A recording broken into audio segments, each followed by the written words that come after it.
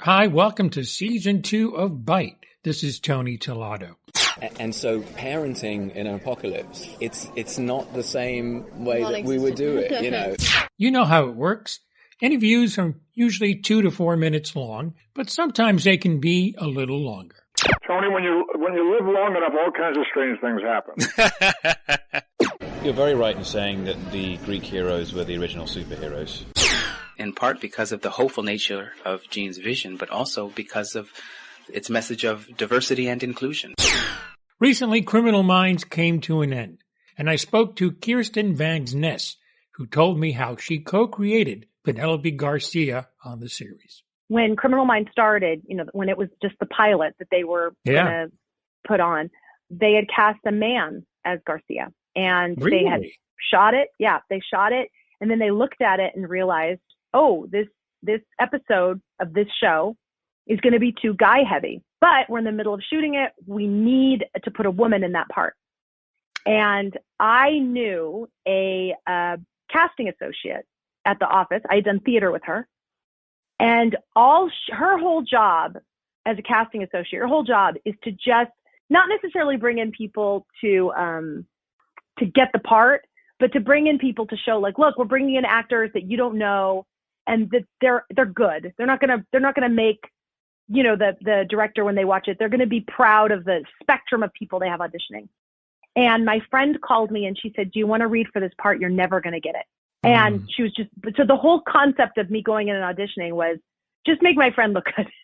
And I was like, I can do that because I know I'm never going to get it. And there was a certain kind of freedom. And I went in, I read for it. And I remember I was sitting, going to get coffee. I was on my way to one of, I'm not exaggerating, my 5-day jobs. And my phone kept ringing, and it turned out it was them, and they gave me this part, but it was only supposed to be a 2-line co-star. In the hierarchy of television roles, it goes series regular, guest star. It goes a bunch of other things. And then the very last thing before you are a background artist is co-star. So I had 2 lines and I was in the first episode, and I was not supposed to be in anything else. And So I got that. And I remember them saying, well, you're just going to be here for a second, bring some business clothes of your own. And I did. And I didn't have any business clothes. And they put me in this sweater, and they were like, well, we'll just do this. And then I was lucky enough to get brought back for the second episode because I tested well. Whenever mass populace they show the show to, people said, oh, we like when that girl talks. So they brought me in for the second episode thinking, we'll just bring her in and then we'll bring somebody famous or better to play this part. And I was lucky enough to have chemistry with Shemar, which both of us were sort of like, what's this? This is cool. And they started to copy how I dressed at the time to sort of inform her. And I kind of worked with, her desk had nothing on it. And I would come in and I'd put my grandmother's candy dish. Or I started putting things on the desk, and I started to say, could she say this instead of this? Could we do this instead of this? And I would always learn it the way that the writer wrote it. But then I would say, could I, so she was built from the ground up. And because Criminal Minds is such a great collaborative place to work with so much respect for everybody, that it was, it was like it was an improv game. It was a game of yes and. Because you've got the costume designer going, yeah, and now we're going to do this. And the writer's going, yeah, and then the set designer, and then me. And so we built her from the ground up. She wasn't a character there. So that was just so special. And then to go through the show and Garcia was on more episodes than any other character. This is a character that will stay with her a long time.